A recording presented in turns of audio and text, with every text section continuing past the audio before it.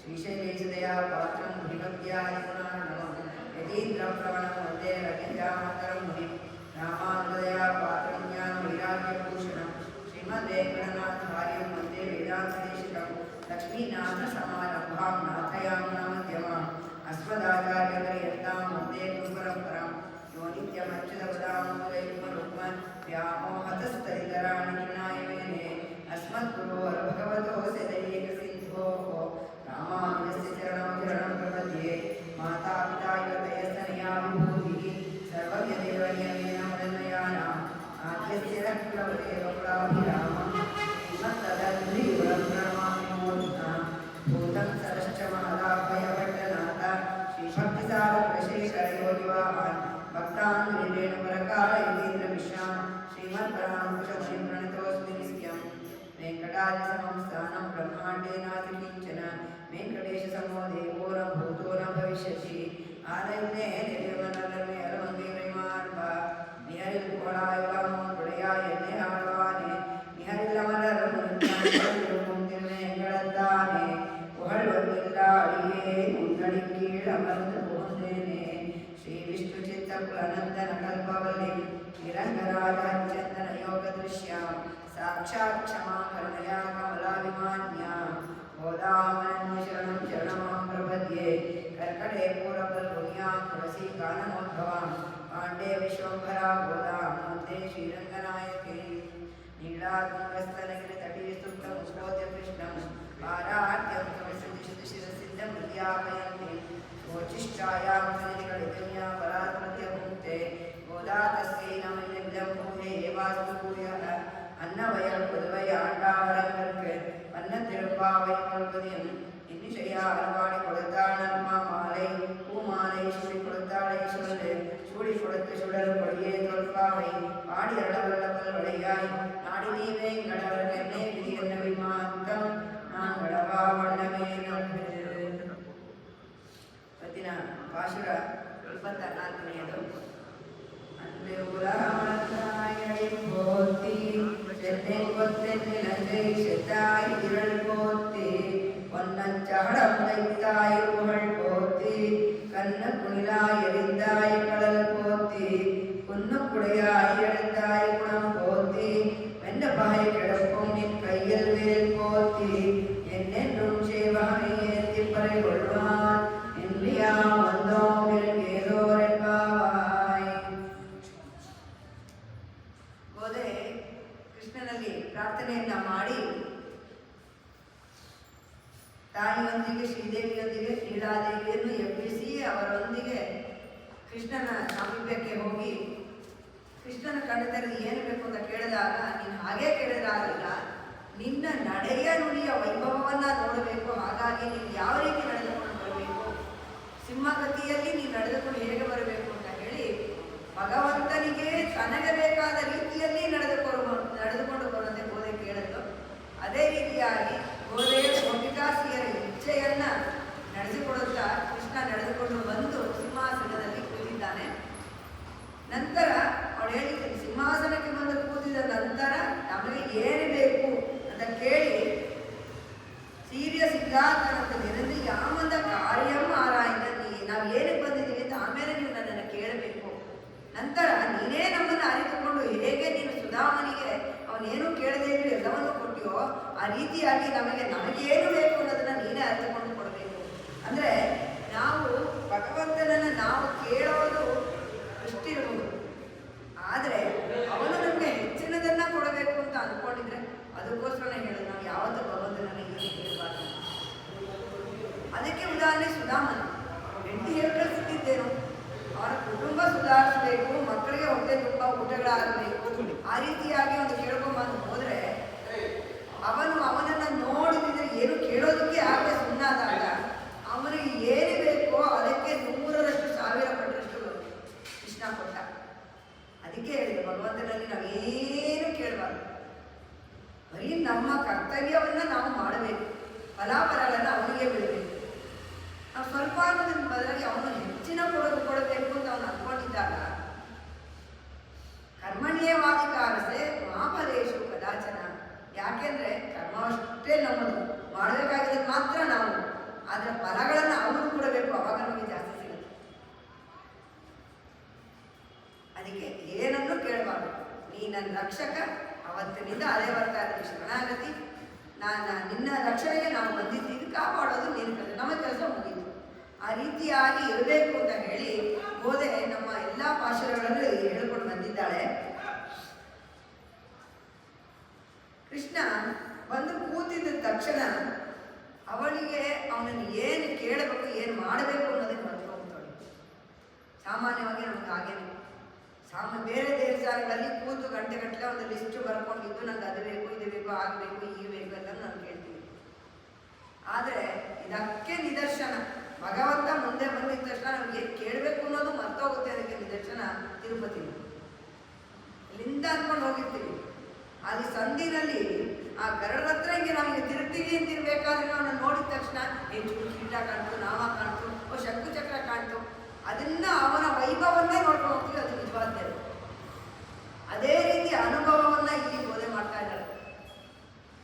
ಅಲ್ಲಿ ನಂತರ ಹೋದ್ರೆ ಲಕ್ಷ ಹೌದು, ಯಾರು ಹೇಳಿದ್ರು ಪಕ್ಷ ಸ್ಥಳದಲ್ಲಿ ತಾಯಿಯಾಗಿದ್ದಾರೆ, ಅಲಂಕಾರ ಮಾಡಿಲ್ಲ ಅವ್ರೆ. ಇನ್ನೂ ಚೂರು ಮುಂದೆ ಹೋದ್ವಿ, ಯಾರು ಅಡ್ಡ ಮುಂದೆ ನೆಗೆದು ನೋಡಿದ್ವಿ, ಅವನ ಸುಂದರ ಬಾಹುಗಳು ಕಾಣ್ತು, ತಿರುತೋಳುಗಳು ಅಂತ ಹಂಗೇ ನೋಡ್ಕೊಂಡು ಹೋಗ್ತಾ ಇರ್ಬೇಕಾದ್ರೆ ದಿವ್ಯ ಪಾದಗಳು ಕಾಣ್ತು. ಹೌದಲ್ವಾ, ಇಷ್ಟೆಲ್ಲ ಬಂದ್ವಿ, ಇನ್ನೊಂದು ಇಲ್ಲಿ ಯಾರು ಈ ಕಡೆ ಎಳೆದಿರ್ತಾರೆ, ಹೋಗಿ ನೋಡ್ಬಿಟ್ಟು ಬಂದೇ ಬಿಟ್ರು ನಾವು. ಏನಿದ್ರು ನಾನು ಲಿಸ್ಟ್ ಕೇಳೋದು ಹೊರಗೆ ಬಂದ್ಮೇಲೆ ಅವತ್ತ ನನಗೆ ಅದು ಬೇಕು, ಇದು ಬೇಕು ಅಂತ ಕೇಳ್ತೀವಿ ವಿನಃ ಇಲ್ಲಿಂದ ನಾವು ಅವನು ಹೋಗ್ಬೇಕಾದ್ರೆ ಅವನು ಒಂದೊಂದೊಂದೊಂದು ಅವನ ದಿವ್ಯ ಮಂಗಳ ವಿಗ್ರಹದಲ್ಲಿ ಯಾವ ರೀತಿಯ ಅವನಿಗೆ ಶಂಕು ಚಕ್ರಾದಿಗಳಲ್ಲಿ ಹೇಗಿದೆ ಅಂತ ನೋಡ್ಕೊಂಡು ಆನಂದ ಮಾಡ್ಕೊಂಡು ಹೋಗ್ತೀವಿ ವಿನಃ ಅಲ್ಲೂ ಹೊರಗೆ ಬಂದ ತಕ್ಷಣ ಯಾರೋ ಅವರು ವಿಧಾನ ನೋಡಿದ್ಯಾ ಅಷ್ಟರಲ್ಲಿ ನೋಟೇ ನೋಡಕ್ಕೆ ಆಗಿಲ್ಲ, ಎಲ್ಲೋ ಒಂದು ಕೊರೆ ಉಳಿಸ್ತಾನೆ ಅವನಲ್ಲಿ ಯಾವುದೋ ಒಂದು ನೋಡ್ಲಿಲ್ಲ ನಾವು ಅಂತ ವಿನಃ ಸಂಪೂರ್ಣವಾಗಿ ಅವನು ನೋಡಿದ್ವಿ, ನಿಂತ್ಕೊಂಡು ಅದು ಬೇಕು ಇದು ಬೇಕು ಅಂತ ಕೇಳಿದ ದಿನಕ್ಕೆ ಅವನ ಸನ್ನಿಧಿನಲ್ಲಿ ಆಗೋದೇ ಇಲ್ಲ. ಆ ರೀತಿಯಾದ ಈಗ ಹೆಂಗೆ ನಮಗೆ ಅನುಭವಕ್ಕೆ ಭಗವಂತ ರೂಪಿಯಲ್ಲಿ ನಿಂತು ವಿಗ್ರಹ ರೂಪಿಯಲ್ಲಿ ನಿಂತಾಗಲೇ ನಮಗೆ ಅನುಭವಕ್ಕೆ ಬರಬೇಕಾದ್ರೆ ಸಾಕ್ಷಾತ್ ಕೃಷ್ಣ ಮುಂದೆ ಇದ್ದಾಗ ಗೋಡೆ ಏನು ಕೂಡ ಕೇಳಿಸ್ತಾರೆ. ಅಲ್ಲಿ ಮಂಗಳಾಶಾಸನ ಅಷ್ಟೇ ಅವರ ತಲೆಗೆ ಬರ್ತದೆ. ಮಂಗಳಾಶಾಸನ ಅಂದ್ರೆ ಏನು? ಮಂಗಳವನ್ನ ಹಾಡೋದು, ಭಗವಂತನಿಗೆ ಮಂಗಳವನ್ನ ಹೇಳೋದು. ಅದನ್ನ ನಾವು ಮಾಡಬಹುದಾ? ಇಲ್ಲಿ ನಿನ್ನೆಯ ಭಾಷಣದಲ್ಲೂ ಕೂಡ ಬೋಧೆ ನಮಗೂ ಭಗವಂತನಿಗೂ ಇರುವಂತಹ ನವವಿಧ ಸಂಬಂಧವನ್ನ, ಆ ಸಂಬಂಧದ ನವವಿಧ ಭಾವವನ್ನ ಇಲ್ಲಿ ಹೇಳಿದ್ದಾಳೆ ಬೋಧೆ. ಯಾವ ಯಾವ ಸಂಬಂಧಗಳು ನಮಗೂ ಭಗವಂತನಿಗಿರೋದು ಅಂದ್ರೆ ಭಗವಂತ ತಂದೆ ಪಿತ, ಇನ್ನೆಲ್ಲರೂ ಮಕ್ಕಳು, ಎಲ್ಲ ಸರ್ವ ಚೈತನ್ಯಗಳು ಮಕ್ಕಳೇ. ಯಾವ ರೀತಿಯ ಮಕ್ಕಳು? ಗಂಡು ಮಕ್ಕಳು, ಹೆಣ್ಮಕ್ಳು ಅಲ್ಲ. ಈ ಪ್ರಕೃತಿ ಸ್ತ್ರೀ, ಅವನೊಬ್ಬನೇ ಪರಮ ಪುರುಷ. ಪಿತ ಮಕ್ಕಳು, ನಂತರದಲ್ಲಿ ರಕ್ಷಕ, ರಕ್ಷಿಯರು ಅಂತ ಹೇಳ್ತಾರೆ. ಅವನು ನಮ್ಮ ರಕ್ಷಕ, ಅವನೇ ನಮ್ಮನ್ನ ಕಾಪಾಡೋದು. ನಾವು ಅವನಿಂದ ರಕ್ಷಿಸಲ್ಪಡುವ ರಕ್ಷಿಯರು ಅಂತ ಹೇಳ್ತಾರೆ. ನಾವು ಶರಣಾಗತರಾಗಿದ್ದೇವೆ, ಅವನು ನಮ್ಮನ್ನ ಕಾಪಾಡಬೇಕು. ಅವನು ರಕ್ಷಕ, ನಾವು ರಕ್ಷಿಯರು. ನಂತರ ಶೇಷಿ ಭಾವ. ಶೇಷಿ ಅವನು, ನಾವು ಶೇಷಭೂತರು ದಾಸರು, ನಾವು ದಾಸರು, ಅವನು ಒಡೆಯ. ಶೇಷಭೂತ ಭಾವ. ಭರ್ತ ಭಾರ್ಯ. ಇದಕ್ಕೋಸ್ಕರನೇ ಹೇಳಿದ್ರು ಎಲ್ಲ ಚೈತನ್ಯವು ಸ್ತ್ರೀ ಪ್ರಕೃತಿಯಿಂದ ಹಿಡಿದು. ಏನಕ್ಕೆ ಅಂದರೆ ಅವನೊಬ್ಬ ಪರಮ ಪುರುಷ, ಅವನು ಭರ್ತ, ಎಲ್ಲರೂ ಭಾರ್ಯ. ಇದಕ್ಕೋಸ್ಕರನೇ ಆಚಾರ್ಯರನ್ನ ಮಧ್ಯದಲ್ಲಿ ನಾವು ತಿರುಮಾಂಗಲ್ಯ ಅಂತ ಹೇಳ್ತೀವಿ. ನಮಗೆ ಅವನ ಜ್ಞಾನವನ್ನು ಕೊಟ್ಟು ಪ್ರಪನ್ನರಾಗಿ ಮಾಡಿ ನಮ್ಮನ್ನ, ನಾವು ಭಾರ್ಯರು, ಭಗವಂತ ಪರಮ ಪುರುಷ, ಭಾರ್ಯರನ್ನ ಪುರುಷನಲ್ಲಿ ಒಂದಾಗಿ ಮಾಡಿಸೋದು ಆ ಮಾಂಗಲ್ಯನೇ ನಮಗೆ ಆಚಾರ್ಯ. ಆ ರೀತಿಯಾಗಿ ಭರ್ತ ಭಾರ್ಯರ ಸಂಬಂಧ. ಜ್ಞೇಯ ಜ್ಞಾತೃಗಳು.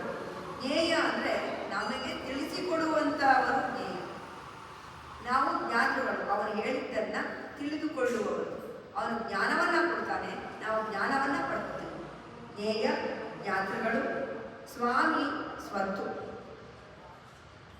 ಅವನು ನಮಗೆ ಸ್ವಾಮಿ.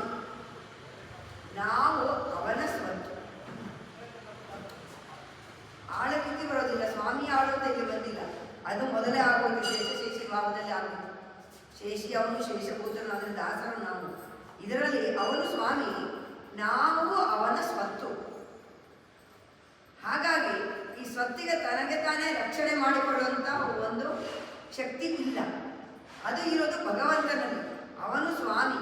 ಸ್ವಾಮಿ ತನ್ನ ಸ್ವತ್ತನ್ನು ತಾನೇ ಕಾಪಾಡಬೇಕು. ನಂತರ ಆಧಾರ, ಆಧೇಯ, ಅವನೇ ಆಧಾರ. ನಾವು ಅವನಿಗೆ ಆಧೇಯರು, ಅವನ ಮೇಲೆ ಅವಲಂಬಿತವಾಗಿರುವವರು. ಅವನು ಆಧಾರ, ನಮ್ಮನ್ನ ಆಧಾರವನ್ನು ನೋಡಿಕೊಳ್ಳುವವನು ಆಧಾರ. ಆಧಾರಕ್ಕೆ ಅವಲಂಬಿತವಾಗಿರುವವರು ನಾವು ಆಧೇಯರು. ಆತ್ಮ, ಶರೀರಗಳು, ಅವನು ಆತ್ಮ, ನಾವೆಲ್ಲರೂ ಶರೀರ.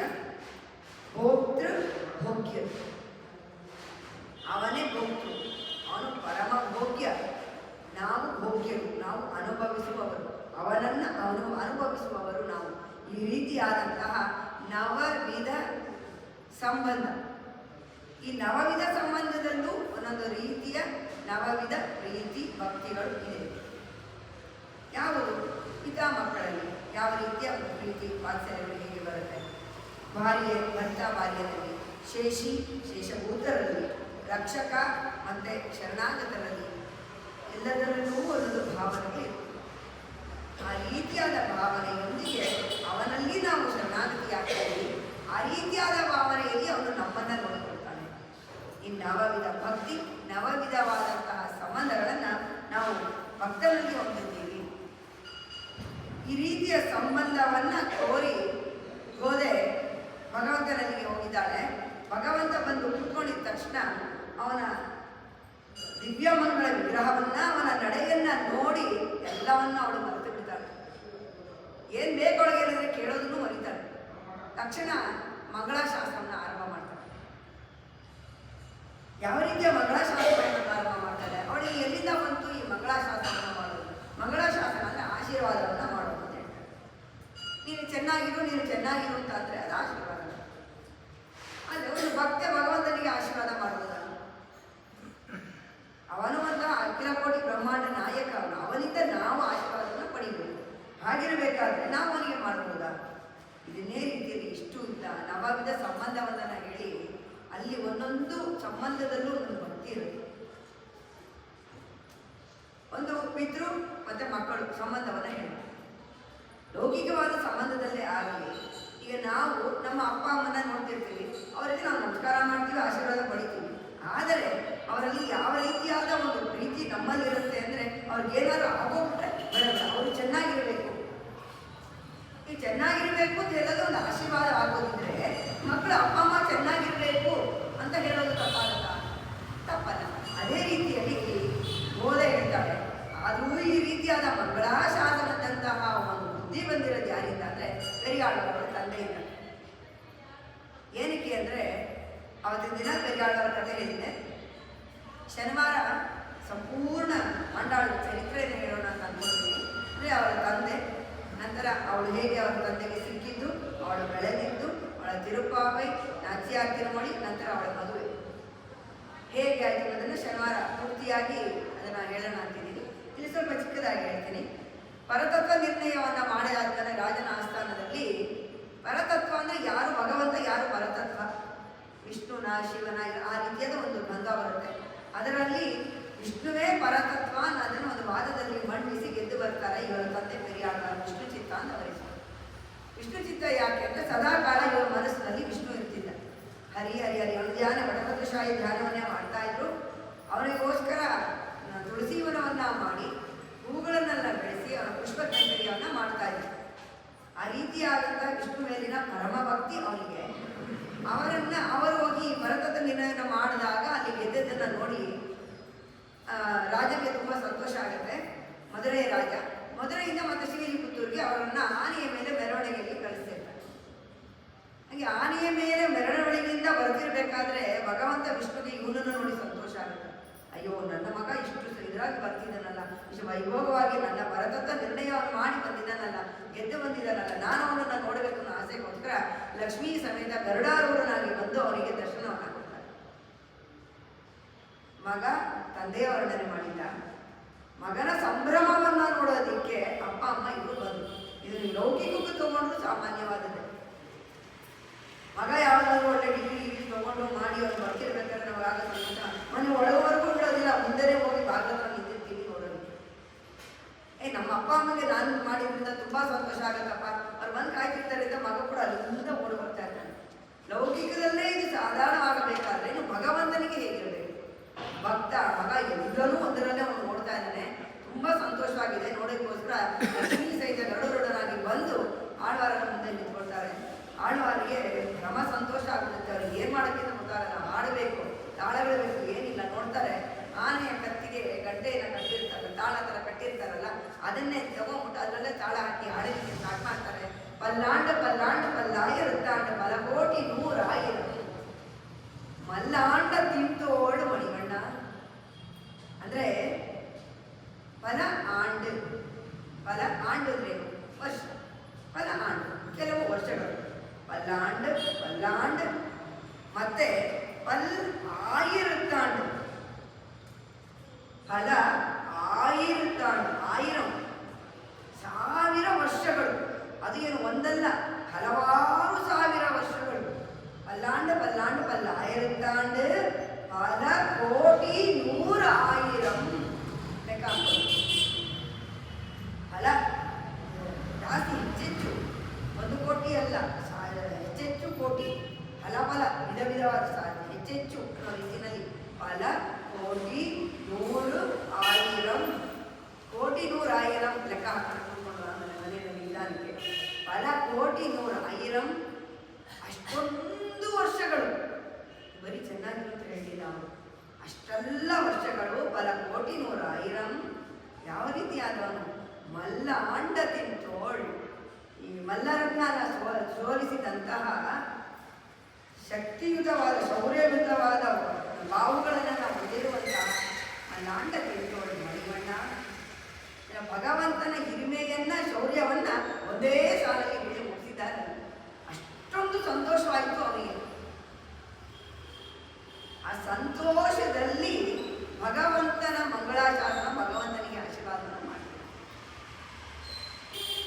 ಹಾಗಿರಬೇಕಾದ್ರೆ ಅದನ್ನ ನೋಡಿ ಕಲಿತಿರುವಂತಹ ಬೋಧೆ ಹೇಗಿರಬೇಕು? ಅವರಿಗೂ ಅದೇ ರೀತಿಯಾದ ಒಂದು ಅನುಭವ ಬಂದಿರುತ್ತೆ. ತಕ್ಷಣ ಭಗವಂತನ ಬಂದು ಸಿಂಹಾಸನದಲ್ಲಿ ಕೂತಿದ್ದನ್ನ ನೋಡಿದ ತಕ್ಷಣ ಅವನು ತೋರಿಸಿದಂತಹ ಎಲ್ಲ ಲೀಲೆಗಳು ಅವನ ಸ್ಮೃತಿಗೆ ಬರ್ತದೆ. ಎಲ್ಲ ಭಾಷಣದಲ್ಲೂ ಅವನ ಮಾಯನ್ ಮಣಿವಣ್ಣನ್ ಮಾಮಾಯನ್ ಅಂತ ಹೇಳಿ ಹೇಳಿ ಹೇಳಿ ನಮಗೆ ಅವನ ಎಲ್ಲ ಲೀಲೆಗಳನ್ನ ತೋರಿಸ್ಕೊಟ್ಟಿದ್ದರು. ಆ ಎಲ್ಲ ಲೀಲೆಗಳಿಗೂ ಅವಳ ಸ್ಮೃತಿಗೆ ಬರುತ್ತೆ. ಎಲ್ಲ ಲೀಲೆಗಳು ತೋರಿಸಿರುವಂತಹ ಅಲ್ವಪ್ಪ ನೀನು, ಅಂತಹ ಎಲ್ಲ ಅವತಾರಗಳನ್ನೆಲ್ಲ ನೀನು ನಮಗೋಸ್ಕರ ತೋರಿಸಿದೆಯಲ್ಲ ಅಂತ ಹೇಳಿ ತುಂಬಾ ಸಂತೋಷ ಆಗುತ್ತೆ. ಆ ಅವತಾರಗಳೆಲ್ಲದಕ್ಕೂ ಅವರ ತಂದೆ ಮಾಡಿದ ರೀತಿಯಲ್ಲೇ ಮಂಗಳಾಚರಣೆ. ಅವರ ತಂದೆ ಹೇಳ್ತಾರೆ ಆ ಪಾಂಚಶನಿಯಂ ಪಲ್ಲಾಂಡು, ಅವನಿಗೆ ಪಲ್ಲಾಂಡು ಹೇಳಿದ ಮೇಲೆ, ಅವನ ತೋಳುಗಳಿಗೆ ಹೇಳಿದ ಮೇಲೆ ತೋಳುಗಳಲ್ಲಿರೋ ಆ ಪಾಂಚಶನಿ ಶಂಖ, ಇನ್ನು ಆ ಶಂಖಕ್ಕೂ ಮಂಗಳವಾಗಲಿ, ಅದಕ್ಕೂ ವೃದ್ಧಿ ಆಗಲಿ, ಅದಕ್ಕೂ ಹೇಳಿ ಆಶೀರ್ವಾದ ಮಾಡ್ತಾರೆ. ಒಂದೊಂದು ದಿವ್ಯಮಗಳ ವಿಗ್ರಹಕ್ಕೂ ಭಗವಂತನಿಗೆ ಆಶೀರ್ವಾದವನ್ನು ಮಾಡ್ತಾರೆ. ಆ ರೀತಿಯಾದ ಆಶೀರ್ವಾದವನ್ನು ಬೋಧೆ ಕೂಡ ಇಲ್ಲಿ ಒಂದು ಅವತಾರ. ಅವತಾರಕ್ಕೆ ಏನು ಸಂಬಂಧಪಟ್ಟಿದೆ?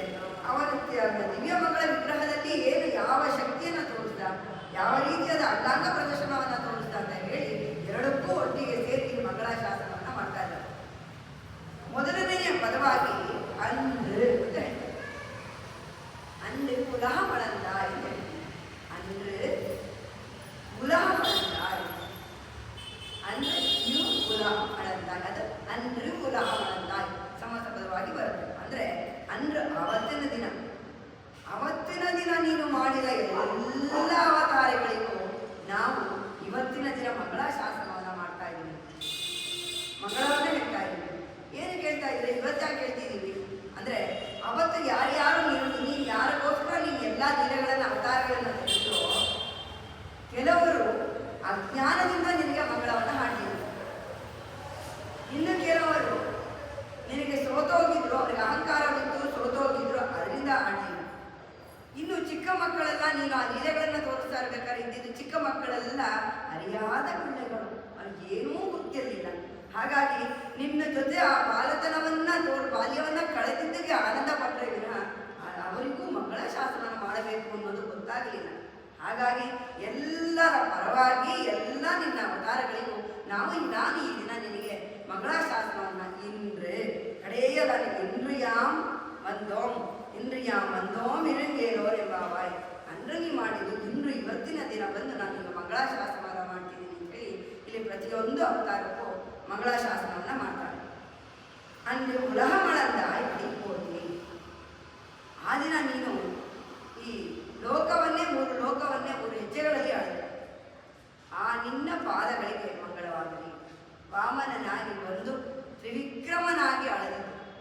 ಎಲ್ಲ ಸಮಸ್ತ ಲೋಕಗಳಿಗೆ 3 ಲೋಕಗಳೇ ಇರುವಂತಹ ಸಮಸ್ತ ಚರಾಚರ ವಸ್ತುಗಳಿಗೂ ನಿನ್ನ ಪಾದ ಸ್ಪರ್ಶ ಸಿಕ್ತು. ಕಡೆಗೆ ಬಲಿಗೆ ಅಂತ ರಾಕ್ಷಸನಾದವನಿಗೆ ರಾಕ್ಷಸ ವಂಶಸ್ಥನಾದವನ ಬಲಿ ತನ್ನ ತಲೆಯನ್ನೇ ಕೊಡ್ತಾನೆ. ಆ ರೀತಿಯಾದ ಆಶೀರ್ವಾದವನ್ನು ನೀನು ಎಲ್ಲರಿಗೂ ಮಾಡಿದ್ದೀಯ. ವಿಶೇಷವಾದಂತಹ ಅನುಗ್ರಹ, ಕೇಳದೇ ಇರೋರಿಗೂ ಅನುಗ್ರಹ ಸಿಕ್ಕಿರುವಂತಹ ಇದು. ಸತ್ಯಲೋಕಕ್ಕೆ ಹೋದಾಗ ಬ್ರಹ್ಮ ನನ್ನ ತಂದೆಯ ಪಾದ ಬಂತು ಅಂತೇಳಿ ಪಾದವನ್ನು ತೊಳಿತಾನೆ. ಅವನಿಗೂ ಗೊತ್ತಿರಲಿಲ್ಲ ನನ್ನ ತಂದೆ ಪಾದ ಇಲ್ಲಿವರೆಗೂ ಬರುತ್ತೆ, ವಿಷ್ಣುವಿನ ಪಾದ ಅಂತ. ಅವನಿಗೂ ಅರಿವಿಲ್ಲದೆ ಹೋಯಿತು.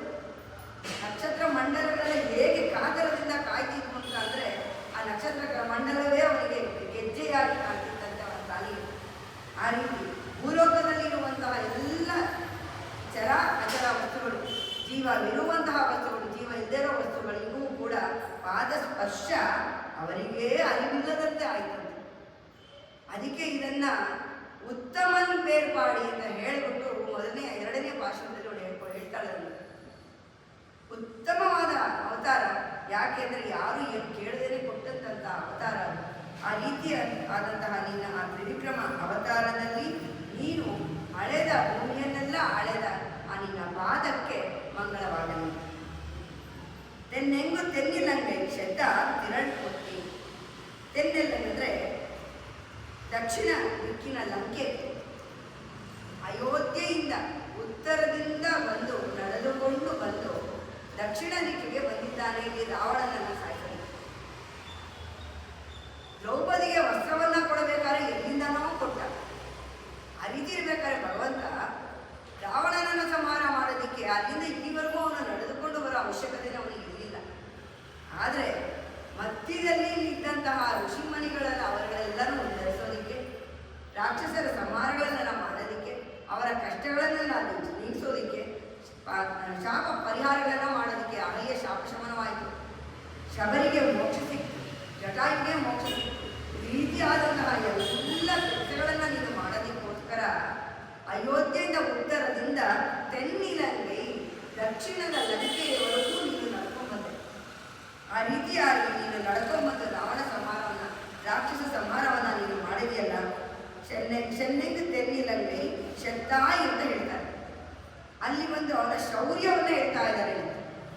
ರಾಮನ ಶೌರ್ಯ, ರಾಮನ ಅವತಾರವನ್ನು ಹೇಳ್ತಾ ಇದ್ದಾರೆ. ಅವನ ಶೌರ್ಯ ವೀರತ್ವವನ್ನು ಹೇಳ್ತಾ ಇದ್ದಾರೆ.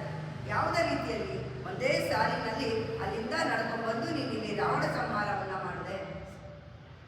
ಏಕಶ್ಲೋಕಿ ರಾಮಾಯಣ ಅದೇ ಆದರೂ 4 ಸಾಲ ಆಗಿದೆ. ಪುರಂ ರಾಮ ತಪೋವನಾನಿ ಗಮನಂ ಋತ್ವಾಂಗಂ ಕಾಂಚನಂ ವೈದೇಹಿ ಅರಣಂ ಜಟಾಯು ಮರಣಂ ಸುಗ್ರೀವ ಸಂಭಾಷಣಂ ವಾಲಿ ನಿಗ್ರಹಣಂ ಸಮುದ್ರ ತರಣಂ ಲಂಕಾಪುರಿ ದಾನಂ ಪಶ್ಚಾತ್ ರಾವಣ ಕುಂಭಕರ್ಣ ಮತನಂ ಏತಲ್ಲಿ ರಾಮಾಯಣಂ. ಏಕಶ್ಲೋಕಿ ಒಂದು 4-5 ಲೈನಾದರೂ ಮಾಡಿದ್ದಾರೆ ಅದರಲ್ಲಿ. ಆದರೆ ಇಲ್ಲಿ ಒಂದೇ ಲೈನಲ್ಲಿ ಓದಿ ಹೇಳ ಮುಗಿಸೋದು. ಚೆನ್ನೆಂಗು ತೆಗ್ಗಿಲಂಗೆ ಶಬ್ದ ತಿರಳ್ಕೊತ್ತಿ. ಆ ರಾವಣ ವಧೆಯನ್ನ ಮಾಡಿದ್ಯಲ್ಲ, ಆ ನಿನ್ನ ವೀರತ್ವಕ್ಕೆ, ಪೌರುಷತ್ವಕ್ಕೆ ನಿನಗೆ ಮಂಗಳವಾಗಲಿ. ಒಂದೇ ಒಂದು ಲೈನು ರಾಮ ಹೇಳೋದು ಇಲ್ಲಿ ಅವಳಿಗೆ ತುಂಬ ಪ್ರಿಯವಾಗಿರುವುದು ಕೃಷ್ಣ. ಹಾಗಾಗಿ ಇಡೀ ಭಾಷಣ ಪೂರ್ತಿ ಕೃಷ್ಣನ ಯಾವ ರೀತಿಯ ಲೀಲೆಯನ್ನು ತೋರಿಸಿದ, ಅದಕ್ಕೆ ಮಂಗಳಾಶಾಸನವನ್ನು ಇಲ್ಲಿ ಓದಿ ಹೇಳ್ತಾ ಇದ್ದಾಳೆ. ಒನ್ನ ಚಹಡ ಉದಯಿತ ಹೊಳ್ಕೊತ್ತಿ. ಶಕಟಾಸುರ ಭಂಜನ ಕಥೆಯನ್ನು ನಾನು ಅವತ್ತು ಹೇಳಿದ್ದೆ, ಅದನ್ನೇ ಹೇಳ್ತಾರೆ. ಒನ್ನ ಚಹಡಂ, ಚಹಡಂ ಅಂತಂದರೆ ಬಂಡಿ. ಶಕಟಾಸುರ ಭಂಜನ ಅಂತ ಹೇಳ್ತಾರೆ. ಒಂದು ಒನ್ನ ಚಹಡಂ ಯಾಕೆ ಹೇಳಿದ್ರು ಅಂದರೆ ಚಿನ್ನದ ಗಾಡಿ ಥರ ಇತ್ತಂತೆ ಆ ಗಾಡಿ. ಯಾಕೆಂದರೆ ಒಂದು ಆಕರ್ಷಣೆಗೋಸ್ಕರ ಎಲ್ಲದಕ್ಕಿಂತ ಮೇಲೆ. ಈಗ ನಾವು ಯಾವುದಾದ್ರೂ ಒಂದು ಸಮಾರಂಭಕ್ಕೆ ಹೋಗಬೇಕು ಅಂತ ಅಂತ ಅಂದರೆ ಎಲ್ಲರಿಗಿಂತ ನಾವು ಚೆನ್ನಾಗಿ ಕಾಣಬೇಕು ಅಂದರೆ ಚೆನ್ನಾಗಿ ಅಲಂಕಾರವನ್ನು ಮಾಡ್ಕೋತೀವಿ. ಬೇರೆಯವರಿಗಿಂತ ವಿಭಿನ್ನವಾಗಿದ್ದರೆ ನಾವು ಚೆನ್ನಾಗಿರ್ತೀವಿ ಅಂತ. ಅದೇ ರೀತಿಯಲ್ಲಿ ಆ ರಾಕ್ಷಸ ಹೇಗೆ ಬಂದಿದ್ದಂತೆ ಅಂದರೆ ಬೇರೆ ಎಲ್ಲ ಗಾಳಿಗಳಿಗೆ ಗುಡಿ ಅಲಂಕಾರ ಮಾಡಿರೋದು, ಗೋಕುಲದವರೇ ಮಾಡಿರೋದು, ಅದಕ್ಕಿಂತ ಚೆನ್ನಾಗಿರಬೇಕು, ಆಕರ್ಷಣೀಯವಾಗಿರಬೇಕು ಅನ್ನೋ ರೀತಿ. ಅದಕ್ಕೋಸ್ಕರ ಒನ್ನಜ್ಜಾಡ ಮುದೈತ ಚಿನ್ನದ ಬಣ್ಣದಿಂದ ಚಿನ್ನದ ಥರ ಬಂದಿದ್ದಂತೆ ಆ ರಾಕ್ಷಸ, ಬಂಡಿ ರೀತಿಯಲ್ಲಿ ಬಂದಂತಹ ರಾಕ್ಷಸ. ಅವನ ಕಥೆಯನ್ನು ಹೇಳಿದ್ರಿಂದ ಅದನ್ನು ಸ್ವಲ್ಪ ಚಿಕ್ಕದಾಗಿ ಹೇಳ್ತೀನಿ. ಅಂತಹ ರಾಕ್ಷಸನನ್ನ ಚಿಕ್ಕ ಮಗು ಕಾಲಲ್ಲೇ ಒದೆದು ನುಚ್ಚು ನೂರಾಗಿ ಮಾಡ್ತಾನೆ ಬಂಡಿಯನ್ನು. ಅದಕ್ಕೆ ಹೇಳೋದು ಶಕಟಾಸುರನನ್ನ ವಧೆ ಮಾಡಿದ್ದು ಅಂತ ಹೇಳಲ್ಲ, ಶಕಟಾಸುರ ಭಂಜನಾಯ ನಮಃ ಅಂತ ಆ ಅರ್ಚನೆಯಲ್ಲಿ ಕೃಷ್ಣನಿಗೆ ಹೇಳ್ತಾರೆ. ಭಂಜನ ಅಂತ ಅಂದರೆ ನುಚ್ಚು ನೂರಾಗೋದು. ಇದ್ದು ಅದು ಒಂದು ಗಾಡಿ, ಒಂದು ಬಂಡಿ ಇದ್ದು ಅನ್ನೋದಕ್ಕೂ ಗೊತ್ತಾಗದೇ ಇರೋ ರೀತಿಯಲ್ಲಿ ಅವನು ತನ್ನ ಪುಟ್ಟ ಕಾಲಿನಲ್ಲಿ ಅವನು ಒದ್ದಿದ್ದಾನೆ. ಇದನ್ನೇ ಮಾಯೆ ಅಂತ ಹೇಳಿದ. ಅವನು ಒದ್ದಾಗ ಏನಾಯ್ತು ಶಬ್ದ ಮಾತ್ರ ಕೇಳಿಸ್ತು, ಆದರೆ ಅಲ್ಲಿ ನಡೆದಿದ್ದೇನು ಅಂತ ಯಾರಿಗೂ ಗೊತ್ತಾಗಲಿಲ್ಲ. ಅಷ್ಟೂ ಗೋಕುಲದಲ್ಲ ಅಲ್ಲೇ ಇತ್ತು. ಆ ರೀತಿ ಒನ್ನಜ್ಜಾಡಂ ಉದೈಕಾಯ್ ಅಂದರೆ ಒದಿಯೋದು. ಭಂಜನ ಸಂಸ್ಕೃತ ಪದ, ಉದೈಕಾಯ್ ಒದೈಕಾಯ್ ಕನ್ನಡ ಪದ. ಒನ್ನಜ್ಜಾಡ ಒದೈಕಾಯ್ ಹಳ್ಮೋತಿ, ಅಲ್ಲಿ ಯಶಸ್ಸನ್ನು ಕೊಂಡಾಡ್ತಾಳೆ. ಅಲ್ಲಿ ಪಾದವನ್ನು ಹೇಳಿಲ್ಲ, ಯಶಸ್ಸನ್ನು ಹೇಳೋದು. ರಾಮನಿನಲ್ಲಿ ವೀರತ್ವವನ್ನು ಹೇಳದ್ದು, ತ್ರಿವಿಕ್ರಮಾವತಾರಕ್ಕೆ ಪಾದಕ್ಕೆ ಮಂಗಳ ಶಾಸನವನ್ನು ಮಾಡಿದ್ದು, ಶಕಟಾಸುರ ಭಂಜನದಲ್ಲಿ ಅವನ ಯಶಸ್ಸಿಗೆ ಮಂಗಳ ಶಾಸನವನ್ನು ಹೇಳಿದ್ದು. ನಂತರ ಕನ್ನ ಕುಳಿಲಾಯಿ ಎಳೆದಾಯಿ ಕಳಲ್ ಹೋಗಿ. ಇದನ್ನು ಕೂಡ ಅವತ್ತೆ ಕಪಿತ ಫಲದಲ್ಲಿ ನಾನು ಕಥೆಯನ್ನು ಹೇಳಿದ್ದೆ. ಒಬ್ಬ ರೇಣುಕಾಸುರ ಹಸುವಿನ ರೂಪದಲ್ಲಿ ಬರ್ತಾನೆ, ಪುಟ್ಟ ಹಸು ಕರುವಿನ ರೂಪದಲ್ಲಿ ಬರ್ತಾನೆ ಅಲ್ಲಿ. ಯಾಕಂದ್ರೆ ಎಲ್ಲ ಸ್ನೇಹಿತರೆಲ್ಲ ಕರು ಜೊತೆ ಆಟ ಆಡ್ತಿರ್ತಾರೆ, ಸುಲಭವಾಗಿ ನಾನು ಕೃಷ್ಣನ ತಲುಪಬಹುದು, ಅವನನ್ನ ಸಮಾನ ಮಾಡಬಹುದು ಕೃಷ್ಣನ ಅಂತ ಹೇಳಿ ಆ ರೀತಿ ಒಂದು ಆಸೆನಲ್ಲಿ ಬರ್ತಾನೆ ಅವನು. ಆದರೆ ಇಲ್ಲಿ ಎಲ್ಲರೂ ಕೃಷ್ಣನಿಗೆ ಅದು ಏನು ಅನ್ನೋದು ಗೊತ್ತಾಗುತ್ತೆ. ತಕ್ಷಣ ಎಲ್ಲರಿಗೂ ಒಂದು ಆಟವನ್ನು ಹೇಳ್ತಾನೆ, ನೀವೆಲ್ಲ ನಿಮ್ಮ ಕರುಗಳನ್ನ ಇಟ್ಕೊಂಡು ಓಡಿ, ಯಾರು ಫಸ್ಟ್ ಬರ್ತಾರೆ ನೋಡೋಣ ಅಂತ ಒಂದು ಆಟ. ಎಲ್ಲರೂ ಅವರ ಕರುಗಳ ಹತ್ರ ಬಂದೆಲ್ಲ ನಿಂತ್ಕೊಳ್ತಾರೆ. ಆದರೆ ಒಂದು ಕರು ಮಾತ್ರ ಹಾಗೆ ನಿಲ್ಲುತ್ತೆ, ಅದು ಯಾರು ಅಂತಾನೆ ಗೊತ್ತಿಲ್ಲ. ಈ ಕರುನ ಯಾರು ನೋಡ್ಕೊಳ್ತಾರೆ? ಅದು ತುಂಬ ತುಂಟ ಹಸು, ನಾನೇ ನೋಡ್ಕೊತೀನಿ ಅಂತ ಕೃಷ್ಣ ಹೇಳ್ತಾನೆ. ನಂತರ ಎಲ್ಲರೂ ಓಡ್ತಾರೆ. ಕೃಷ್ಣ ಹಸುನ ಹಿಡ್ಕೊಂಡು ಕಡೆಯಲ್ಲಿ ನಿಂತಿರ್ತಾನೆ. ಮೊದಲು ಎಲ್ಲರೂ ಓಡ್ತಾರೆ, ಅದಷ್ಟೇ ಎಲ್ರಿಗೂ ಗೊತ್ತಿರೋದು. ನಾವು ಓಡಿದ್ವಿ, ಕೃಷ್ಣ ಓಡ ಬರ್ತಾ ಇದ್ದಾನೆ, ಅದಷ್ಟೇ ಎಲ್ರಿಗೂ ಗೊತ್ತಾಗಿತ್ತು. ಇದನ್ನೇ ಮಾಯೆಯನ್ನು ನಾವು ಹೇಳಿದ್ವಿ. ಅವನ ಸ್ನೇಹಿತರಿಗೂ ಕೂಡ ಗೊತ್ತಾಗಿಲ್ಲ. ಅಲ್ಲಿ ಮೊದಲನೇ ಅವತಾರದಲ್ಲಿ ಇಂದ್ರನಿಗೆ ಗೊತ್ತಾಗಿತ್ತು, ಅವನಿಗೋಸ್ಕರನೇ ಬಲಿನ ಬೇಡಕ್ಕೆ ಕಳಿಸಿದ್ದು ವಿಷ್ಣುನ. ವಾಮನ ಅವತಾರದಲ್ಲಿ 3 ಹೆಜ್ಜೆಯ ಆಳದ ವಿಷ್ಣುವಿಗೆ ಬಂತು, ಇಂದ್ರಲೋಕವೆಲ್ಲರೂ ವಿಷ್ಣು ಬಂತು, ನನ್ನ ಕೈ ಬಂತು ಅನ್ನೋದು ಗೊತ್ತಾಯ್ತು. ಅವನಿಗೆ ಜ್ಞಾನವಿತ್ತು, ಆದರೂ ಮಂಗಳ ಶಾಸ್ತ್ರವನ್ನು ಅವನು ಹೇಳಿದ. ನಿಮಗೆ ಗೊತ್ತಾಗಲಿಲ್ಲ, ಅವನು ಹೇಳಿಲ್ಲ. ಯಾಕೆಂದ್ರೆ ಅದು ಅಹಂಕಾರ ಬಂದಿತ್ತು ಅವನಿಗೆ. ಅದನ್ನೇ ನನ್ನ ಪದ ನನ್ನ ಪದವಿ ಸಿಕ್ಬಿಡ್ತಲ್ಲಪ್ಪ ಅಂತ ಸಂತೋಷ ಬೇರೆ ಇತ್ತು. ಬರೀ ರಾಕ್ಷಸನಿಂದ ಪಾರಾಬಲ್ಲ ಅನ್ನೋದೊಂದು ಸಮಾಧಾನ ಇತ್ತು. ಈ ಎಲ್ಲದರ ಅವನ ಸಂತೋಷದ ಮಧ್ಯದಲ್ಲಿ ದೇವನಿಗೆ ಮಂಗಳ ಶಾಸ್ತ್ರ ನೀನು ತಂದ್ಕೊಟ್ಟಿಲ್ಲಪ್ಪ, ಮಣಿಮ ನೀನು ನಿನಗೆ ಒಳ್ಳೇದಾಗಿರ್ಬೋದು, ಬಾಯಿ ಕೂಡ ಮಾತಾಡ್ತೀನಿ ಬರಲಿ. ಅವನು ಮಾಡಲಿಲ್ಲ, ಇಂದ್ರ ಮಾಡಲಿಲ್ಲ, ನಾವು ಮಾಡಲಿಲ್ಲ. ಯಾರು ಉಪಯೋಗವನ್ನು ಪಡೆದ್ರು ಅವ್ರು ಮಾಡಲಿಲ್ಲ. ಇವತ್ತು ನಾನು ಮಾಡ್ತಾ ಇದ್ದೇನೆ. ರಾಮನ ಅವತಾರದಲ್ಲಿ ಸಮಸ್ತ ಲೋಕವೂ ಅವನಿಗೆ ಮಕ್ಕಳನ್ನ ಮಾಡಬೇಕು. ಲಂಕೆಯಲ್ಲಿದ್ದವರು ಆಡಬೇಕು, ಅವನ ಕಾಟವನ್ನು ಕಲಿತಾ ಇದ್ದವರು ಯಾರೂ ನಿನಗೆ ಹೇಳಲಿಲ್ಲ. ಇವತ್ತು ನಾನು ಹೇಳ್ತಾ ಇದ್ದೇನೆ. ಈ ಬಂಡಿಕಾಸುರವನ್ನ ಶಕಟನನ್ನ ಸಾಯಿಸಿದಾಗ ಯಾರೂ ನಿನಗೆ ಮಂಗಳಾಶಾಸ್ತ್ರ ಮಾಡಲಿಲ್ಲ. ಯಾಕೆಂದ್ರೆ ಯಾರಿಗೆ ಏನಾಯಿತು ಅನ್ನೋದೇ ಗೊತ್ತಾಗಲಿಲ್ಲ.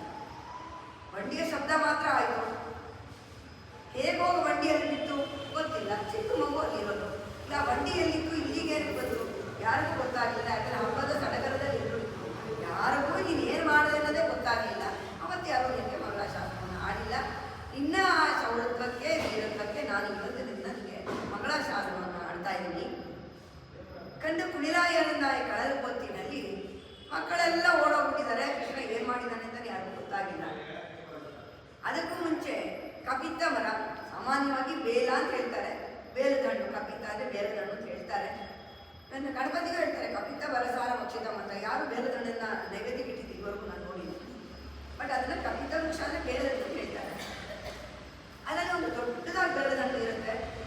ಮಕ್ಕಳೆಲ್ಲ ಆಸೆ ಪಡ್ತಾರೆ, ಕೃಷ್ಣ ಅದು ತುಂಬ ಚೆನ್ನಾಗಿದೆ, ಅದನ್ನು ತಗೋಬೇಕು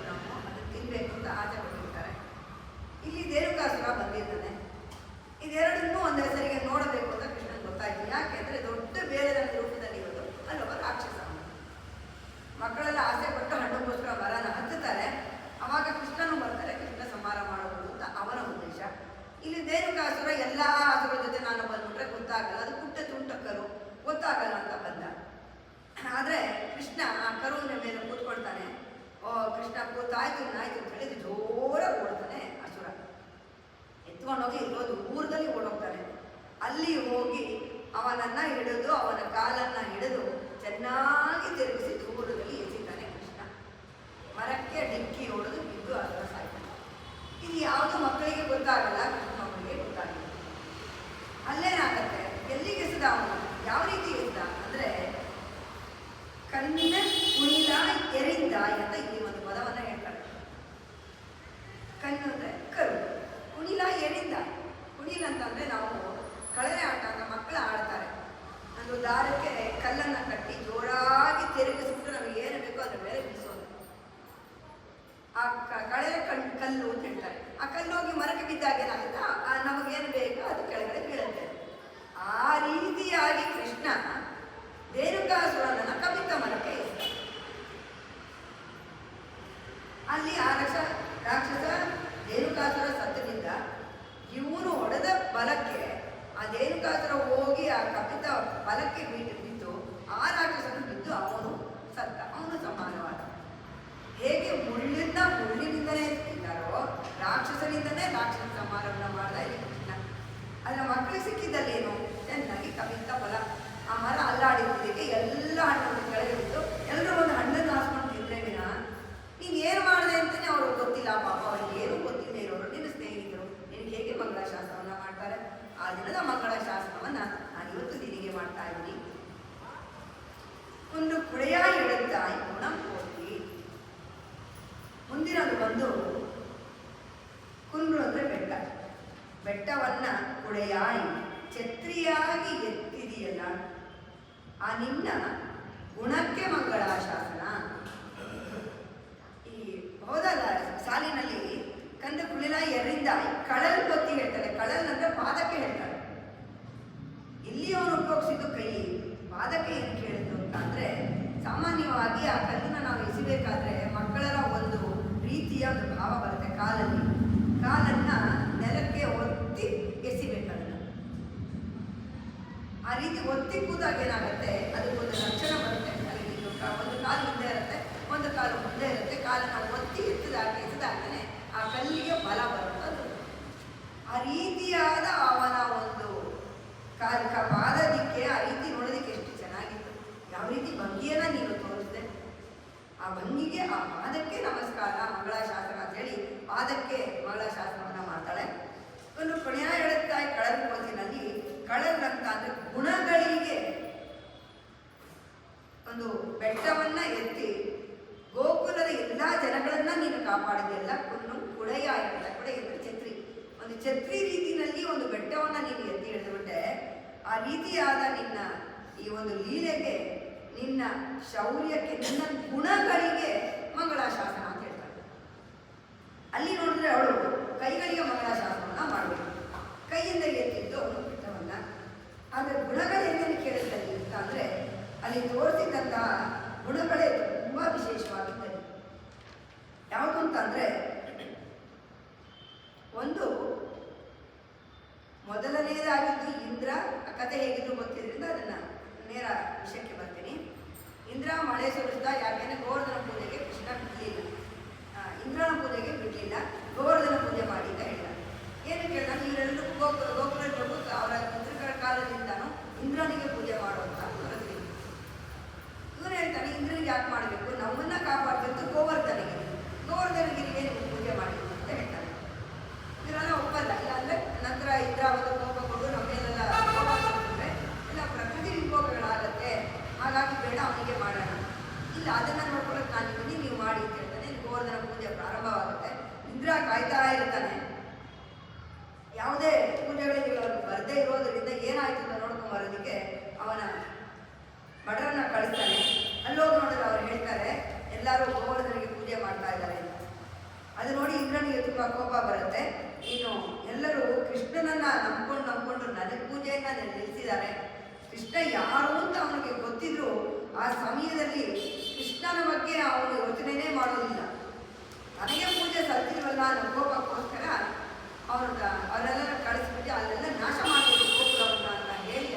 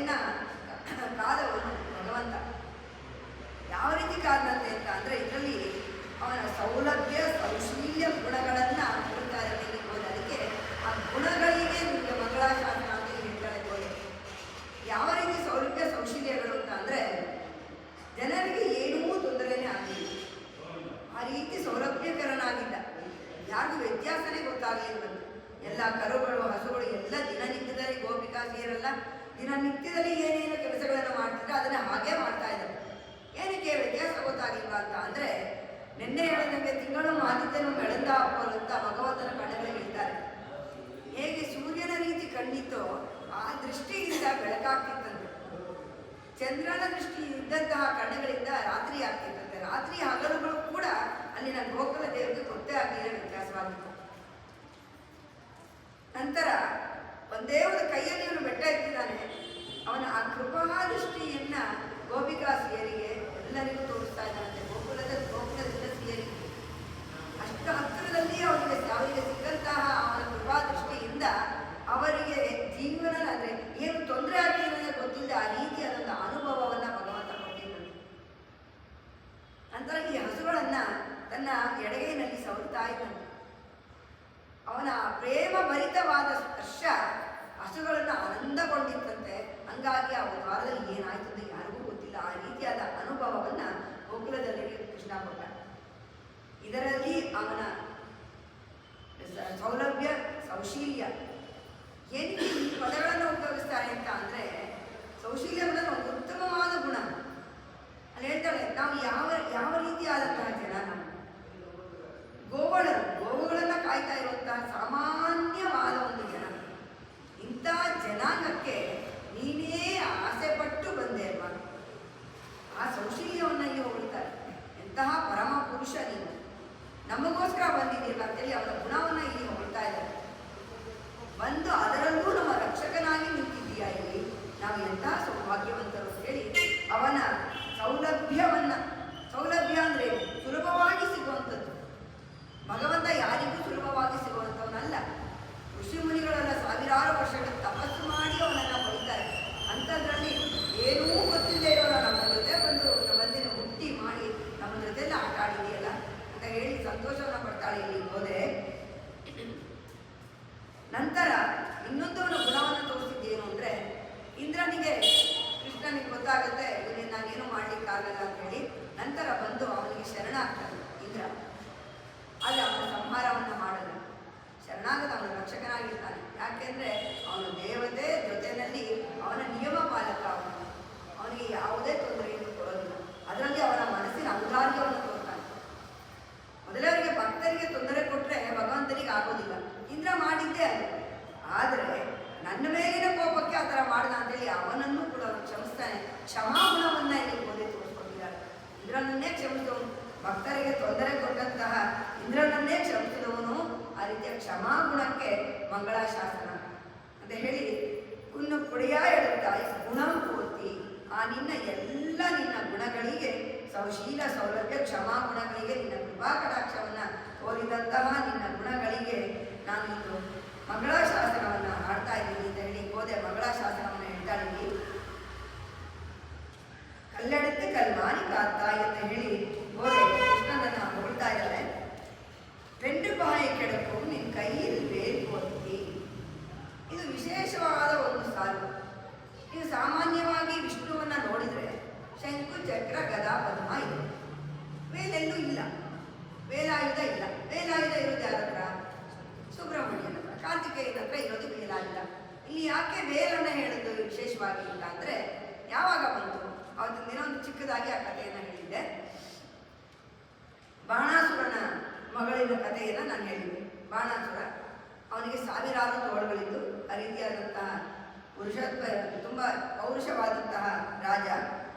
ಅವನಿಗೆ ಮಗಳಿದ್ದೊಬ್ಳು. ಆ ಮಗಳು ಪೂರ್ತಿಯಾಗಿದ್ದು, ಇದನ್ನು ಕೂಡ ಕಮ್ಮಿಯಾಗಿ ಹೇಳ್ತಾ ಇದ್ದೀನಿ. ಅವಳಿಗೆ ಒಂದು ಕನಸು ಬರ್ತಾ ಇರುತ್ತೆ. ಉಷೆ ಅಂತ ಅವಳ ಮಗಳು. ಅವಳಿಗೆ ಕನಸಿನಲ್ಲಿ ಸುಂದರವಾದ ಯುವಕ ಒಬ್ಬ ಬರ್ತಾ ಇರ್ತಾನೆ. ಅವನು ಯಾರು ಅಂತ ಅವಳಿಗೆ ಗೊತ್ತಿರೋದಿಲ್ಲ. ಅವಳ ಚಿತ್ರಕಲೆ ಅಂತ ಹೇಳ್ಬಿಟ್ಟು, ಅವಳ ಚಿತ್ರಲೇಖ ಅಂತ ಅವಳ ದಾಸಿ ಸಖಿ ಅವಳಿಗೆ ಹೇಳ್ತಾಳೆ. ಅವಳ ಚಿತ್ರವನ್ನ ಬರೆದುಬಿಟ್ಟು ತೋರಿಸ್ತಾಳೆ. ಈ ರೀತಿಯಾದಂಥ ಸುಂದರವಾದ ಯುವಕ ದಿನ ನನ್ನ ಕನಸಿಗೆ ಬರ್ತಾ ಇದ್ದಾನೆ, ಅವನು ನನಗೆ ಬೇಕು. ತಕ್ಷಣ ಅವಳ ಸಖಿಗೆ ಒಂದು ಶಕ್ತಿ ಇರುತ್ತೆ, ಅಲ್ಲ ಮಾಯೆ ಗೊತ್ತಿದ್ರು, ಅಸುರರಾಗಿದ್ದರಿಂದ ಹೋಗಿ ಅವನೆಲ್ಲಿದ್ದಾನೆ ನೋಡಿ ಅವನನ್ನ ಅರಮನೆಯ ಮನೆಗೆ ಇರ್ತಾನೆ. ಆ ಯುವಕನನ್ನ ಕರ್ಕೊಂಡು ಬಂದು ಇವರು ಅರಮನೆಗೆ ಬಿಡ್ತಾಳೆ. ಅದು ಯಾರು ಅಂದ್ರೆ ಕೃಷ್ಣನ ಮೊಮ್ಮಗ ಅನಿರುದ್ಧ. ತುಂಬಾ ಸುಂದರವಾಗಿರ್ತಾನೆ.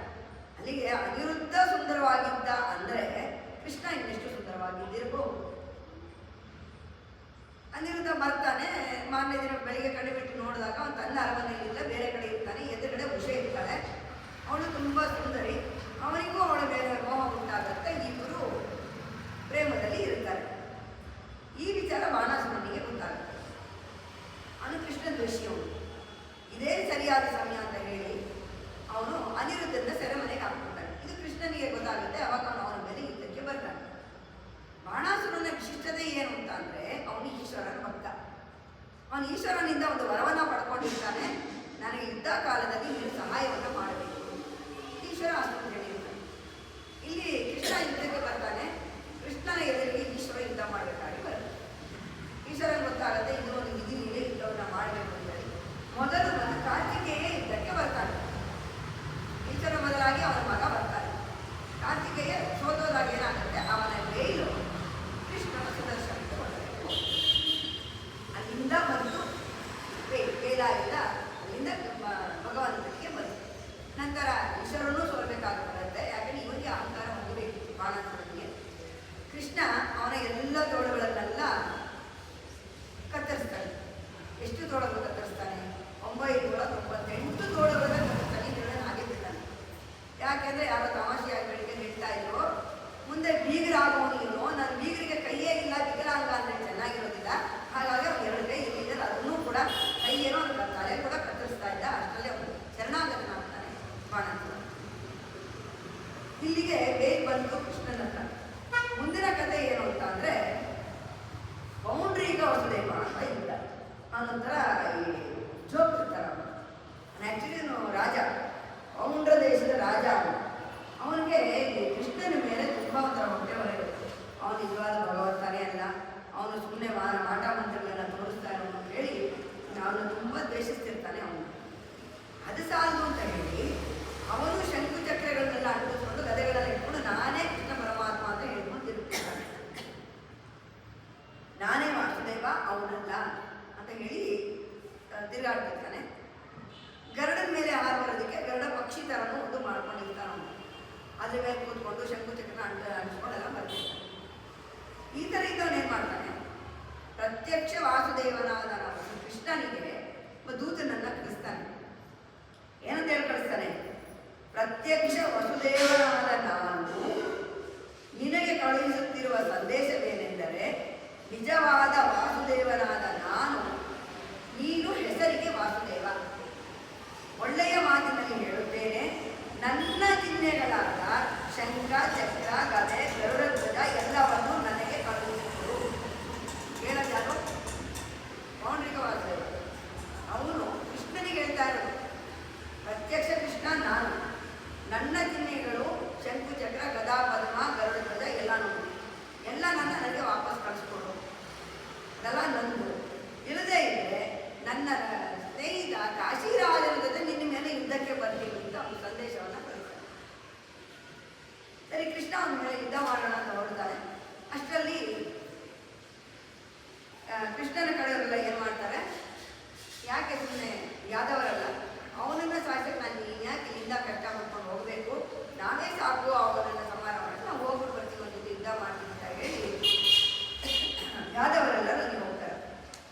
ಒಂದು ಕಡೆ ಯಾದವ ಸೈನ್ಯ, ಇನ್ನೊಂದು ಕಡೆ ಪೌಂಡ್ರಿಕನದು ಕಾಶಿರಾಜನದು, ಇಬ್ಬರದು ಸೈನ್ಯ. ಇಬ್ರಿಗೂ ಯುದ್ಧ ಆಗುತ್ತೆ. ಎಲ್ಲರೂ ನಗ್ತಿರ್ತಾರೆ. ಯಾಕೆ ಅಂದರೆ ಆ ಶಂಕು ಚಕ್ರಗಳನ್ನೆಲ್ಲ ಕಷ್ಟಪಟ್ಟು ಸರಿ ಮಾಡಿಕೊಂಡು ಬಾಣಗಳನ್ನ ಇಟ್ಕೊಂಡು ಬಿಲ್ಲು ಬಾಣಗಳು ಇಟ್ಕೊಂಡು ಯುದ್ಧ ಮಾಡ್ತಿರ್ತಾನೆ. ಭಗವಂತನಿಗೆ ಸಹಜವಾದದ್ದು, ಅವನು ಅಸಹಜ ಅಂಟಿಸ್ಕೊಂಡಿರೋದು, ಅವನ ಕೈಲಿ ಆಗ್ತಿರಲ್ಲ. ಆ ಭಾರಗಳನ್ನೆಲ್ಲ ಹೊತ್ಕೊಂಡು ಕಷ್ಟಪಟ್ಟು ಯುದ್ಧ ಮಾಡ್ತಾ ಇರ್ತಾನೆ. ಕಡೆಗೆ ಸುದರ್ಶನವನ್ನು ಕೃಷ್ಣ ಕಳಿಸ್ಕೊಡ್ತಾನೆ. ಆ ಸುದರ್ಶನ ಬಂದು ಪೌಂಡ್ರಿಕ ರಾಜನ ಸಾಯಿಸ್ತಾನೆ. ನಂತರ ಕಾಶಿರಾಜನನ್ನು ಅವನು ಸಂಹಾರ ಮಾಡಿ ಊರಿಂದ ಹೊರಗಡೆ ಅವನ ನಿಲುವಾಗಲಾಗಿ ಅವನನ್ನು ಹೋಗಿ ಎತ್ತಾನೆ. ಕಾಶಿರಾಜನು ಹೋಗ್ತಾನೆ. ಇವನ ಸಹಾಯಕ್ಕೆ ಕಾಶಿರಾಜ ಹೋಗ್ತಾನೆ. ಆ ಕಾಶಿರಾಜನನ್ನು ಈ ಕತ್ತಿಯಿಂದ ಸಾಯಿಸ್ತಾನೆ. ಅವಾಗ ಬಂದಿದ್ದು ಸುಬ್ರಹ್ಮಣ್ಯನ ಬೇರು. ಈ ಕಾಶಿರಾಜನ ಸಂಹಾರಕ್ಕೆ ಉಪಯೋಗ. ನಂತರ ಕಾಶಿರಾಜನ ಮಗ ಅಪ್ಪಂಗೆ ಈ ಥರ ಮಾಡಿದ್ರಲ್ಲ ಅಂತ ಹೇಳಿ ಒಂದು ದೊಡ್ಡ ಭೂತಾಕಾರವನ್ನು ಅವನ ಶಕ್ತಿಯಿಂದ ಮಾಡಿ ಅದನ್ನು ಇವರು ಮೇಲೆ ಯುದ್ಧಕ್ಕೆ ಕಳಿಸ್ತಾರೆ. ಆ ಸುದರ್ಶನ ಚಕ್ರ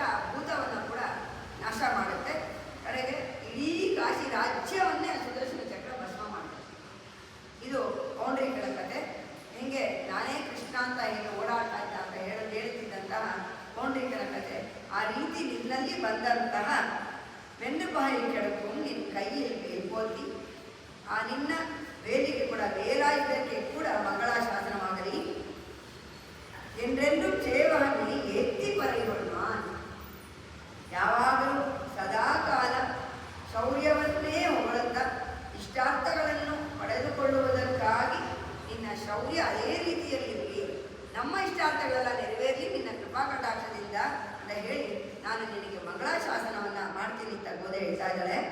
ಈ ಎಲ್ಲ ಅವತಾರಗಳಿಗೂ ಎಲ್ಲ ಅವತಾರವನ್ನು ತೋರಿಸಿದಂತಹ ಆ ದಿನ ಅಂದರೆ ಅವತ್ತು ತೋರಿಸಿದಂತಹ ನೀನೆಲ್ಲ ನಿನ್ನ ಈ ಅವತಾರಗಳೆಲ್ಲದಕ್ಕೂ ನಿನ್ನ ಆ ಅವತಾರದಲ್ಲಿ ನೀನು ತೋರಿಸಿರುವಂತಹ ಎಲ್ಲ ನಿನ್ನ ದಿವ್ಯ ಅಂಗಾಂಗಗಳಿಗೂ ನಿನ್ನ ದಿವ್ಯ ಆಯುಧಗಳಿಗೂ ಇಂದ್ರಿಯ ಇವತ್ತಿನ ದಿನ ನಾನು ಮಂಗಳಾಶಾಸನವನ್ನು ಹೇಳ್ತಾ ಇದ್ದೀನಿ.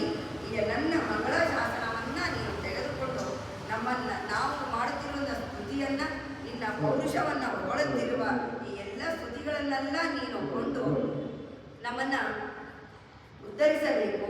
ನಮ್ಮ ಈ ವ್ರತ ಸಾಂಗವಾಗಿ ನಡೆಯುವಂತೆ ನೀವು ಮಾಡಬೇಕು ಅಂತ ಹೇಳಿ ಇಲ್ಲಿ ಕೇಳ್ಕೊಳ್ತಾ ಇದ್ದಾಳೆ ಗೋದೆ. ಈ ಪಾಶುರವನ್ನು ಆಚಾರ್ಯರಿಗೆ ಇರ್ತಾರೆ ಹೇಗೆ ಅಂತ ಅಂದರೆ ತ್ರಿವಿಕ್ರಮ ಅವತಾರ ಜೀವಾತ್ಮನಿಗೆಲ್ಲರಿಗೂ ಅಭಯವನ್ನು ಕೊಟ್ಟು ನಮ್ಮ ದುರ್ಗುಣಗಳನ್ನೆಲ್ಲ ನಾಶ ಮಾಡಿ ನಮಗೆ ಗೊತ್ತಿಲ್ಲದಂತೆಯೇ ನಿನ್ನ ಕೃಪಾ ಕಟಾಕ್ಷವನ್ನು ನಮಗೆ ಕೊಟ್ಟು ಅಂದರೆ ಅವರ ಜ್ಞಾನವನ್ನೂ ನಮಗೆ ಕೊಟ್ಟು ನಮ್ಮನ್ನು ಪ್ರಪನ್ನರನ್ನಾಗಿ ಮಾಡಿ ಭಗವಂತನಲ್ಲಿ ಸೇರಿಸುವಿಕೆಯನ್ನು ಇಲ್ಲಿ ಗುರುಗಳಿಗೆ ಇಲ್ಲಿ ಹೇಳ್ತಾ ಇದ್ದಾರೆ. ಯಾವ ರೀತಿಯ 3 ಹೆಜ್ಜೆಗಳು ರಹಸ್ಯತ್ರಯ, ತತ್ವತ್ರಯ, ಷಟ್ಪತ್ರಯಗಳೆಲ್ಲವನ್ನೂ ನಮಗೆ ಕೊಟ್ಟು ಜ್ಞಾನವನ್ನು ಕೊಟ್ಟು ಭಗವಂತನಲ್ಲಿ ನಮ್ಮನ್ನು ತಲುಪಿಸಬೇಕು, ನಮಗೆ ಭಗವಂತನ ಕೃಪಾ ಕಟಾಕ್ಷವನ್ನು ಕೊಡಬೇಕು ಅಂತ ಹೇಳಿ ಆಚಾರ್ಯರಿಗೆ ಕೇಳಿಕೊಳ್ಳುತ್ತಿರುವಂತಹ ಒಂದು ಪಾಶುರ ಇದು. ಇಲ್ಲಿ ಶಕಟಾಸುರ ಭಂಜನಕ್ಕೆ ನಮ್ಮ ಶರೀರವನ್ನು ಹೋಲಿಕೆಯಾಗಿ ಕೊಡ್ತಾರೆ. ನಮ್ಮ ಈ ಶರೀರ ಆ ಬಳ್ಳಿ, ನಮ್ಮಲ್ಲಿರುವಂತಹ ಅಹಂಕಾರ ಮಮಕಾರಗಳ 2 ಚಕ್ರಗಳು. ಅದಕ್ಕೆ ಅಲ್ಲಿ ಹೇಳಿರೋದು ಶಕಟಾಸುರ ಭಂಜನ. ಭಗವಂತ ನಮ್ಮಲ್ಲಿರುವಂತಹ ಈ ಅಹಂಕಾರ ಮಮಕಾರಗಳನ್ನು ದುರ್ಗುಣಗಳನ್ನು ನಾವು ಪಾದ ಸ್ಪರ್ಶವನ್ನು ಮಾಡಿದರೆ, ಭಗವಂತನ ಪಾದ ಸ್ಪರ್ಶವನ್ನು ಮಾಡಿದರೆ ಅವನ ಪಾದ ಸ್ಪರ್ಶದಿಂದಲೇ ಎಲ್ಲರೂ ಭಂಜನವಾಗುತ್ತೆ, ಹೊರಟೋಗುತ್ತೆ, ನಮ್ಮನ್ನು ಬಿಟ್ಟು ಹೊರಟೋಗುತ್ತೆ. ಹೇಗೆ ಪಾಪಗಳು ತೀರಿ ತೂಷಾಮ್ ಅಂತ ಹೇಳಿದ್ರು ಹೋದೆ. ಈ ಬೆಂಕಿಯ ಮುಂದೆ ಹತ್ತಿಯನ್ನು ಇಟ್ಟರೆ ಹೇಗಿರುತ್ತೆ, ಅದು ಇದ್ದಿದ್ದು ಶೇಷ ಕೂಡ ಗೊತ್ತಾಗೋದಿಲ್ಲ. ಆ ರೀತಿಯಲ್ಲಿ ನಮ್ಮ ಅಹಂಕಾರ ಮಮಕಾರಗಳು ಏನಿದೆ ಅದನ್ನು ಭಂಜನವನ್ನಾಗಿ ಭಗವಂತ ಮಾಡ್ತಾರೆ ಅಂತ ಹೇಳಿ ಈ ಶಕಟಾಸುರ ಭಂಜನವನ್ನು ನಮ್ಮ ಈ ಶರೀರಕ್ಕೂ ನಮ್ಮಲ್ಲಿರೋ ದುರ್ಗುಣಗಳಿಗೂ ಹೋಲಿಕೆಯನ್ನು ಇಲ್ಲಿ ಮಾಡ್ತಾ ಇದ್ದಾರೆ. ಈ ಮತ್ತೆ ಇನ್ನೊಂದು ಈ ಕರ್ಮ ಚಕ್ರದಿಂದ ಮುಕ್ತಿಯನ್ನು ಕೊಡಿಸುವಂಥ ಅವನು ಭಗವಂತ. ಈ ರೀತಿಯಾದ ವಿಶೇಷವಾದ ಅವನ ಅವತಾರಗಳೆಲ್ಲದಕ್ಕೂ ಮಂಗಳಾಶಾಸನವನ್ನು ಹೇಳುತ್ತಾ ಇವತ್ತಿನ ಈ ಪಾಶುರಕ್ಕೆ அன்று வளம்பளந்தாய் அடி போத்தி சென்னை கொத்தென்னி லங்கை செத்தார் திரள் போத்தி பொன்னச்சாடம் வைத்தாய் புகழ் போத்தி கண்ணு புரிதாய் அறிந்தாய் கடல் போத்தி ஒன்று புடையாய் எடுத்தாய் குணம் போத்தி 2 பகை கிடக்கும் நின் கையில் வேல் போத்தி என்னென்றும் முன்சேவகனை ஏத்தி பறை ஒழ்வான் இன்றியாம் வந்தோம் திருவேலோர் என்பாவாய். ஆதங்கள் தீர்க்கும் பிரமணி காட்டும் வேதம் மறைத்துக்கும் வித்தாவும் போதை தமிழகை துணைக்கும் அறியாதவானிடரை வையம் சுமப்பதும் திருவாடி புறத்தில் சாருதித்தாள் வாழியே திருப்பாவை ஒப்புதும் சப்பினாள் வாழியே பெரியாழ்வார் மெத்தெடுத்த பெண் பிள்ளை வாழியே பெரும்புதூரமாமனுக்கு பின்னானாள் வாழியே ஒரு நூற்று நாரமத்து முறைத்தார் வாழியே வீரரங்கற்கே கண்ணி உகந்தளித்தாள் வாழியே மறுவாடும் திருமதி வளகாடி வாழியே மண் புதுவையினர் கோதை மலர் பதங்கள் வாழியே மங்களம் விஷ்ணு சித்தாய வடபத்ரசயாய ச மங்களம் பூர்ணசூரியை பூதாயை நித்யமங்கலம் மங்களம் கௌசலேந்திராய மகனீயம் நாந்தயே சக்கரவர்த்தி நமுஜாய